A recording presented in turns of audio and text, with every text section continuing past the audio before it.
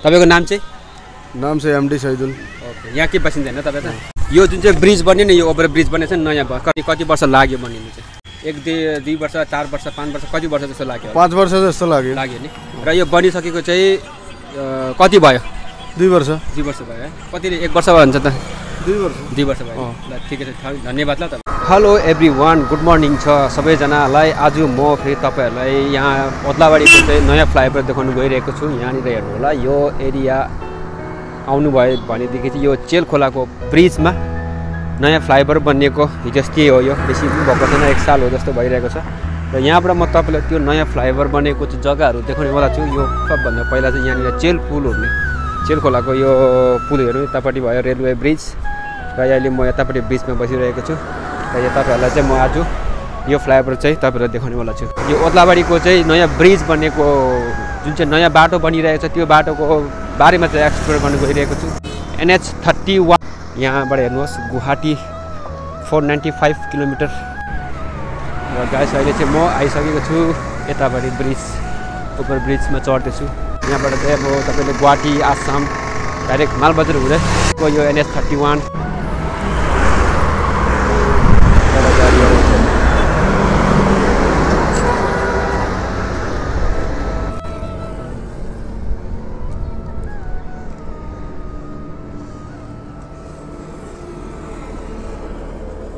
भर्खर पेन्टहरू गरिरहेको छ, जुन चाहिँ पेरिभेटमा पेन्टिङहरू पनि बाँकी नै रहेछ। भर्खर बनिँदै गरेको ब्रिज हो, काम चालु भइरहेको छ। यो दृश्य यस्तो मजाको छ यहाँको दृश्य, तर अहिले अलिक मधुरै छ र वेदर, त्यो भएर राम्रोसँग देखेको छैन। भर्खर बनिँदै गरेको बाटो होइन, ओद्लाबाडीको यो एरिया चेल लाइन जुन चाहिँ चेल खोलाको नजिकमा पर्छ यो फ्लाइओभर। यो मुनिबाट यस्तो दिइरहेछ, मुनिबाट जाने बाटो र माथिबाट जाने बाटो चाहिँ सिधै आसाम भएर गुवाहाटी जाने बाटो। पूर्व साइड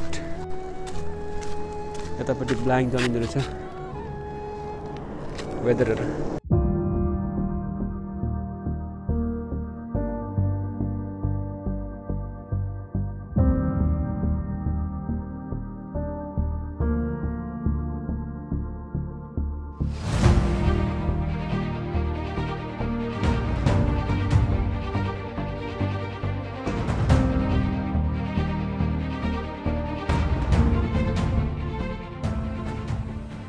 यो फ्लाइओभर चाहिँ तपाईँले देख्न सक्नुहुन्छ ओद्लाबाडी टु डाइरेक्ट यो गुवाहाटी जाने ब्रिज हो फ्लाइओभर।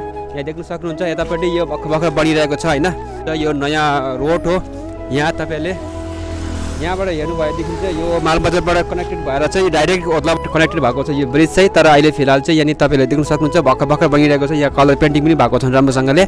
पछाडि पनि देख्न सक्नुहुन्छ उतापट्टि यस्तो प्रकारको नजारा हेर्नु होला। यो चाहिँ एकदमै भर्खरै बनिएको हो, यो बेसी पुरानो पनि भएको छैन गाइस।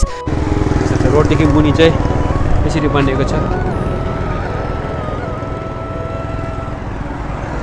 गाइस। अहिले चाहिँ म यतापट्टि आइरहेको छु, पहिले म उतापट्टि थिएँ होइन, अहिले यतापट्टि जुन चाहिँ अपोजिटपट्टि छु म अहिले लिएर चाहिँ। यहाँबाट हेर्नु होला यतापट्टिको दृश्य, यहाँबाट पनि रोड बनाइदिएको छ मुनिपट्टि, जुन चाहिँ वान साइड रोड बनाइदिएको छ।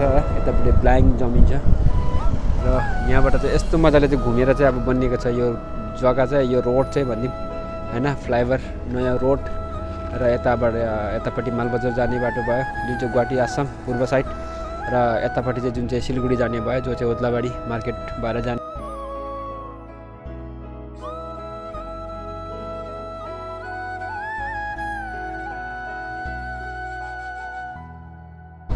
र गाइस अब तपाईँहरूले देखिसक्नु भइहाल्यो यो ओद्लाबाडीको ब्रिज जो चाहिँ ओभर ब्रिज भर्खर बनिएको, फिलहालै बनिएको होइन, NH 31।